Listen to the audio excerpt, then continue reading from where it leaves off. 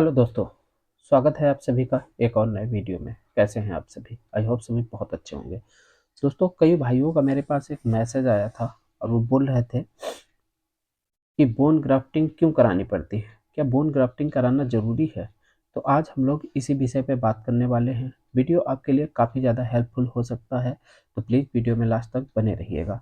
दोस्तों, अगर आपको हमारे द्वारा दी गई जानकारी अच्छी लगती है, आपको पसंद आती है, आपको कोई भी सहायता मिलती है तो प्लीज़ वीडियो को लाइक ज़रूर कर दीजिएगा, चैनल को भी सब्सक्राइब कर लीजिए और आपकी जो भी रिक्वायरमेंट है, आप जो भी जानना चाहते हैं या बताना चाहते हैं तो प्लीज़ आप मुझे कमेंट कर सकते हैं।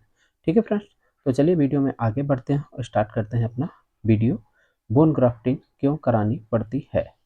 बोन ग्राफ्टिंग कराने के कुछ कारण होते हैं। जैसे कई बार आपने देखा होगा कि बोन फ्रैक्चर होने के बाद डॉक्टर उस पर अपना ट्रीटमेंट करता है।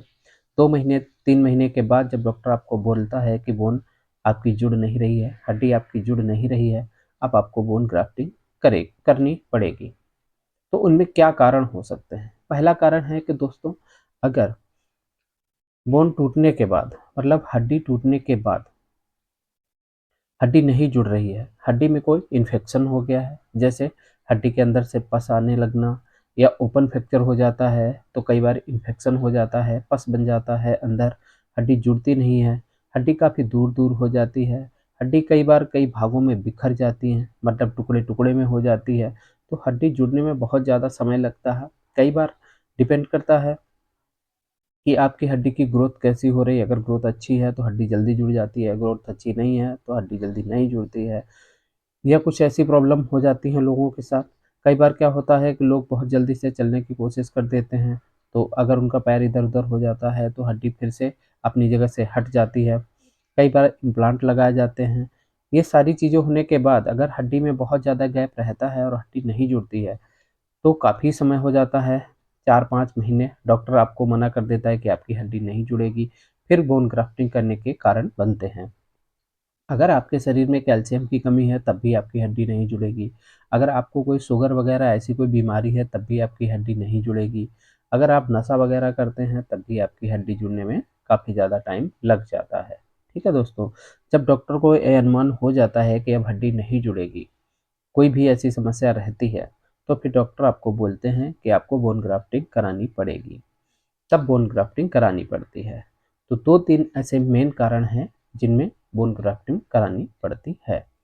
जैसे हड्डी का ना जुड़ना, काफ़ी समय हो जाना, हड्डी में किसी भी तरह का इन्फेक्शन हो जाना या ओपन फ्रैक्चर होना, उसके बाद इन्फेक्शन हो जाना।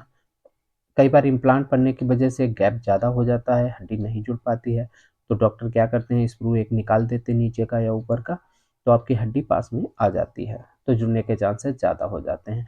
डॉक्टर इसीलिए आपको बोलते हैं कि आप प्रॉपर टाइम टू टाइम चलने की कोशिश करें।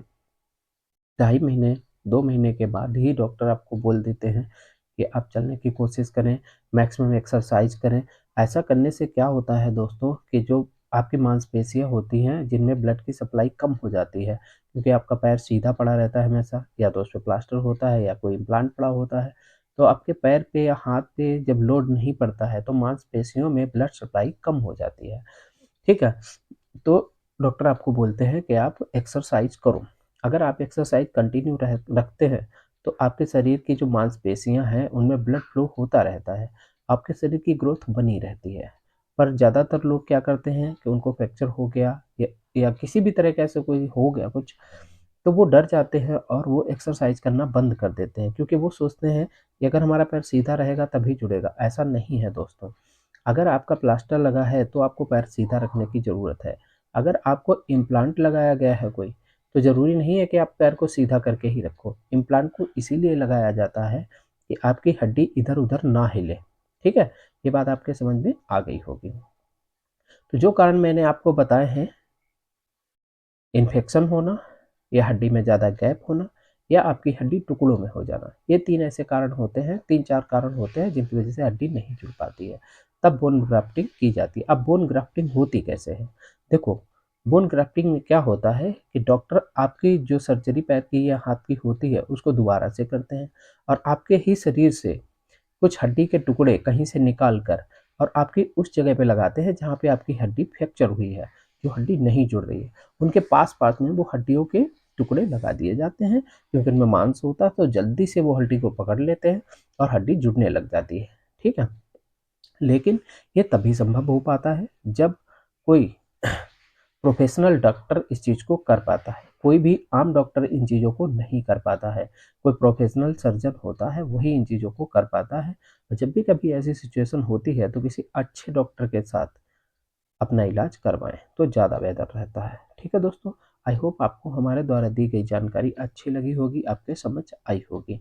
दोस्तों, आप अगर और कुछ जानना चाहते हैं तो प्लीज़ आप मुझे कमेंट कर सकते हैं, मैं आपकी हेल्प करने की अवश्य कोशिश करूँगा। ठीक है फ्रेंड्स? आप अपना ध्यान रखिए, स्वस्थ रहिए। देखिए दोस्तों, कभी भी आप निराश मत होइए, आप अपनी हिम्मत को बना के रखिए। धीरे-धीरे चीज़ें ठीक हो जाती हैं। जो आज आपके साथ हुआ है, वो आगे सही भी होगा। अगर सब कुछ ठीक है, वैसा आपको फ्रैक्चर हुआ है तो कुछ दिनों के बाद वो ठीक हो जाता है। उसमें बहुत ज़्यादा परेशान होने की ज़रूरत नहीं है।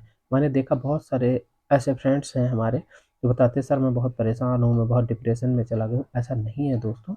हो सकता है आपके साथ ऐसा हो रहा है पर उन चीज़ों को करने से कोई फ़ायदा नहीं होने वाला है।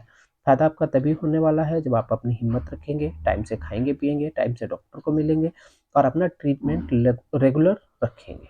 ठीक है फ्रेंड्स? तो सेम फ़ॉलो कीजिए और जल्दी से स्वस्थ हो जाइए। थैंक यू फ्रेंड्स, मिलेंगे आपसे एक और नए वीडियो में, तब तक के लिए बाय। Thank you.